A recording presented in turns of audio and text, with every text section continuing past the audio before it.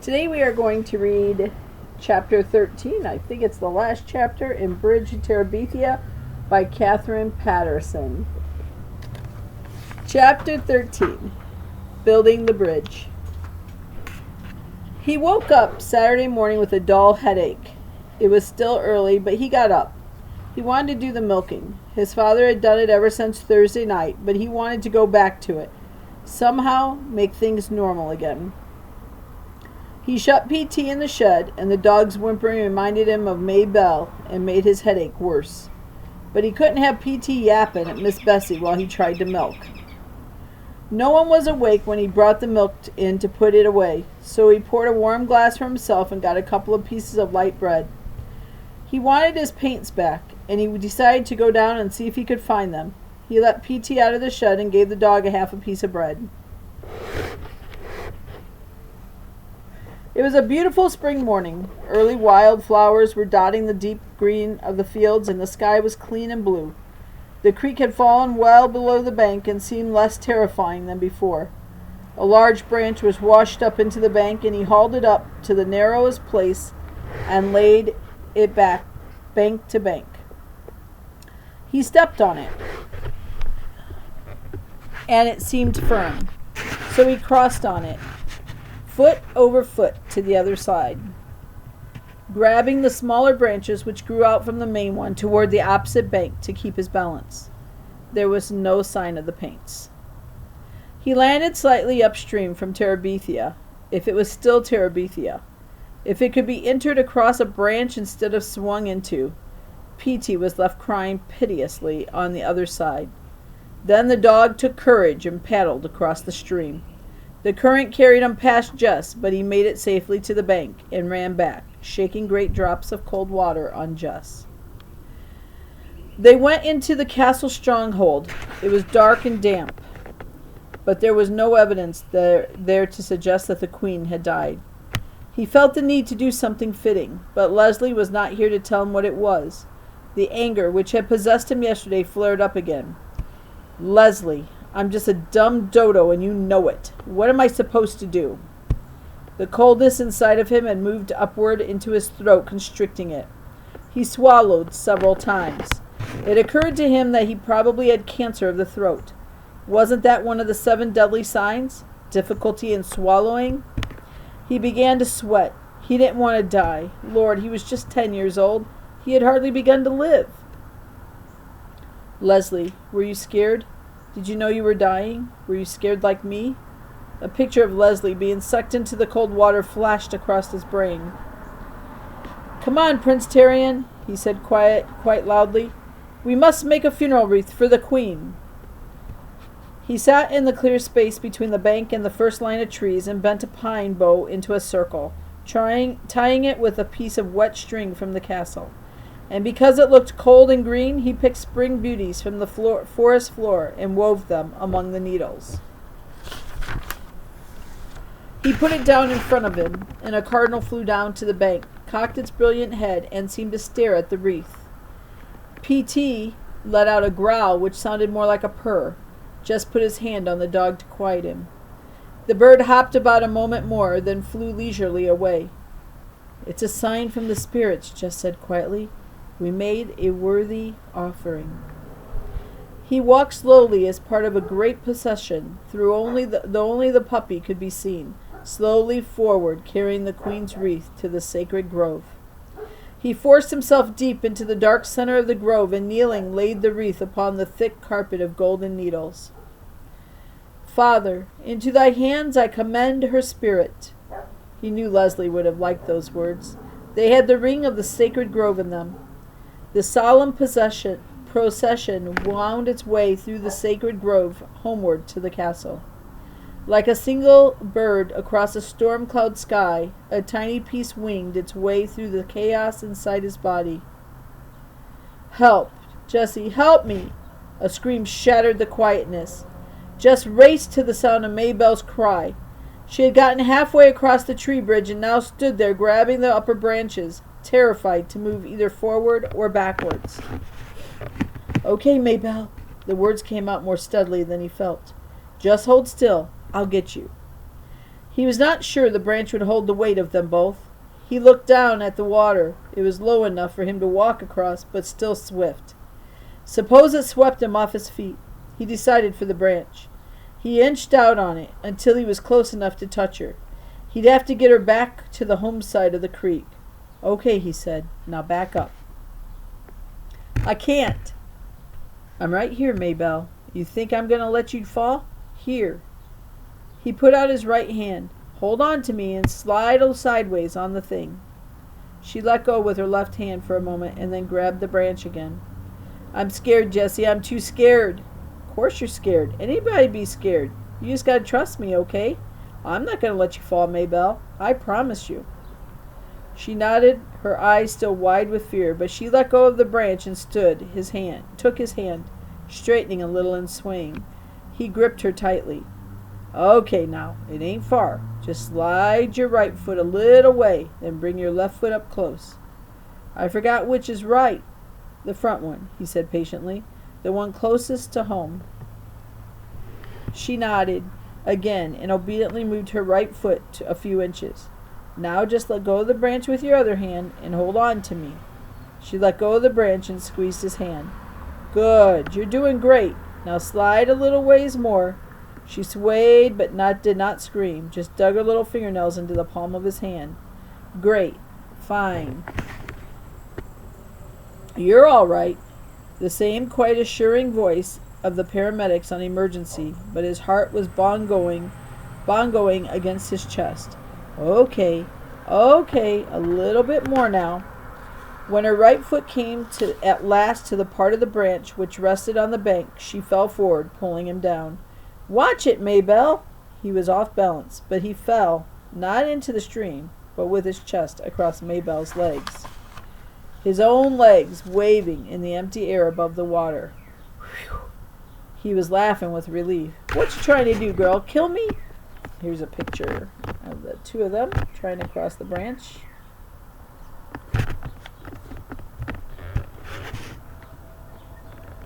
She shook her head, a solemn no. I know I swore on the Bible not to follow you, but I woke up this morning and you was gone. I had to do some things. She was scraping at the mud on her bare legs. I just wanted to find you so you wouldn't be so lonesome. She hung her head, but I got too scared. He pulled himself around until he was sitting beside her. They watched P.T. swimming across, the current carrying him too swiftly, but he not seeming to mind. He climbed out well below the crabapple and came running back to where they sat. Everybody gets scared sometimes, Maybelle. You don't have to be ashamed. He saw a flash of Leslie's eyes as she was going into the girls' room to see Janice Avery. Everybody gets scared. P.T. ain't scared, and he even saw Leslie. It ain't the same for dogs. It's like the smarter you are, the more things you can scare you. She looked at him in disbelief. But you weren't scared. Lord, Maybelle, I was shaking like jello. You're just saying that. He laughed. He couldn't help being glad she didn't believe him. He jumped up and pulled her to her feet. Let's go eat. He let her beat him to the house. When he walked into the basement classroom, he saw Mrs. Myers had already had Leslie's desk taken out at the front of the room. Of course, by Monday, Gus knew. But still. At the bus stop, he looked up, half expecting to see her running up across the field, her lovely, even, rhythmic run. Maybe she was already at school. Bill had dropped her off, as he did some days when she was late for the bus. But then when Jess came into the room, her desk was no longer there. Why were they all in such a rush to be rid of her? He put his head down on his own desk, his whole body heavy and cold. He could hear the sounds of the whispers, but not the words. Not that he wanted to hear the words. He was suddenly ashamed that he had thought he might be regarded with respect by other kids, trying to profit for himself from Leslie's death. I wanted to be the best, the fastest runner. And now I am. Lord, he made himself sick. He didn't care what the others said or what they thought, just as long as they left him alone. Just so long as he didn't have to talk to them or meet their stares. They had all hated Leslie, except maybe Janice. Even after they'd given up trying to make Leslie miserable, they'd kept on despising her, as though there was one of them worth the nail on Leslie's little toe. And even he himself had entertained the treacherous thought, and now he would be the fastest. Mrs. Myers barked the command to stand for the allegiance. He didn't move. Whether he couldn't or wouldn't, he didn't really care.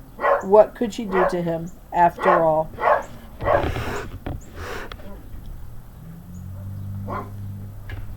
Jess Aarons, will you step out into the hall, please?